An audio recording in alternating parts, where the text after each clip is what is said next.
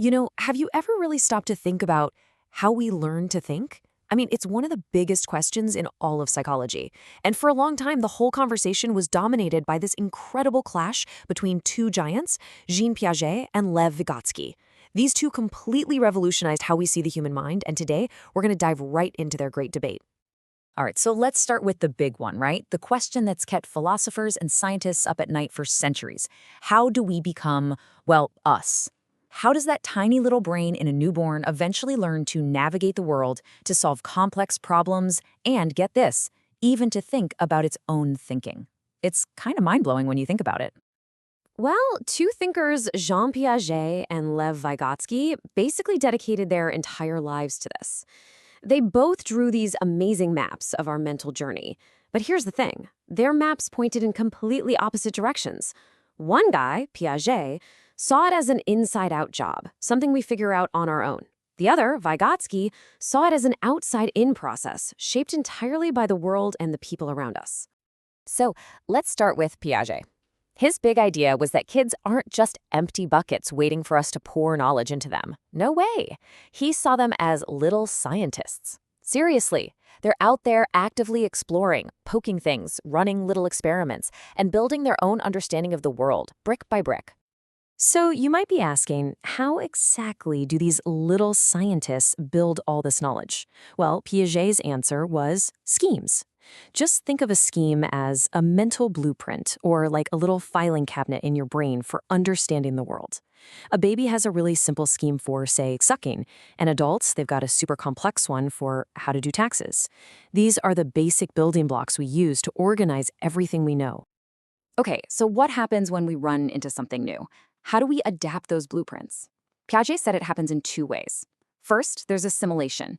That's when you try to cram new information into a box you already have.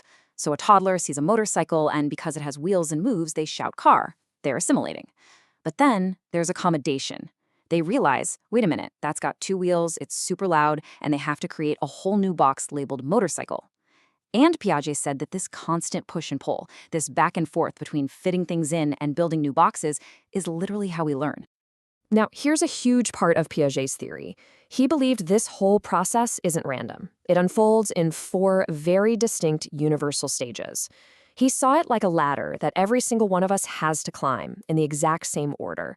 And each rung on that ladder isn't just about knowing more stuff. It's a completely different way of thinking about the world. Okay, so that first stage, the sensory motor stage, the absolute biggest milestone here is something called object permanence. For a tiny baby, if they can't see something, it literally doesn't exist. Out of sight is completely out of mind. But then, one day, you play peekaboo or you hide a toy under a blanket, and they know it's still there. That's a huge, huge deal. It's a massive cognitive leap. All right, so to get a feel for the next stage, the pre-operational stage, you got to know about Piaget's classic conservation task. Picture this. You show a little kid two identical glasses with the same amount of juice. They'll agree, yep, same amount. But then, right in front of them, you pour the juice from one glass into a tall, skinny beaker. All of a sudden, they're pointing and saying, that one has more. And you're like, why? Well, it's because they can't mentally rewind what you just did. Their brain gets stuck on the most obvious feature, the height, and ignores everything else. But then, something amazing happens. They hit the concrete operational stage, and suddenly, logic just clicks into place. Now you do the same experiment, and the kid just looks at you and says, it's the same, you just poured it. They finally get it. They can now think logically as long as it's about real, physical things they can see and touch. And all of this leads up to Piaget's final stage, the formal operational stage. And honestly, this quote from a teenager just sums it up perfectly. Thinking goes abstract. You're not just tied to the here and now anymore. You can think about hypotheticals, about concepts like justice, or what you want to do in the future. And maybe coolest of all, you can start thinking about your own thinking. That's called metacognition, and it's a real game changer. Okay, but what if that whole lone scientist idea is missing a huge piece of the puzzle? Well, that's exactly where our other thinker, Lev Vygotsky, comes into the picture. For him, learning wasn't some solo mission. No, it was a team sport. The child wasn't a scientist, they were a social apprentice. Vygotsky's whole argument was that we don't just figure things out in a vacuum. He believed our minds are fundamentally shaped by our interactions with other people, our parents, our teachers, our friends, and by the culture we grew up in. For him, all learning at its very core is social. And this leads to his most famous concept, the zone of proximal development, or ZPD for short. I love this idea. Think of it as the sweet spot for learning. It's not the stuff a kid can already do easily, and it's not the stuff that's way too hard. The ZPD is that magical in-between space. The range of things a kid can almost do but just needs a little bit of guidance to master. It's like learning to ride a bike while your dad holds the seat, or finally cracking a math problem after your teacher gives you one little hint. So let's break it down. There's the circle of what you can do all by yourself. Then there's the circle of stuff you just can't do yet, no matter who helps. But right in the middle, that's the zone of proximal development. That's the sweet spot where, with just a little help, you can bridge the gap. According to Vygotsky, that is where all the real learning happens. And what do you call that help? Vygotsky had a great name for it: scaffolding. And it's the perfect metaphor. Just like on a building, it's temporary support. A more skilled person provides just enough help for the learner to get the job done. And then, as the learner gets more confident, you slowly take the scaffolding away until they can do it all on their own. It's literally the training wheels on the bike.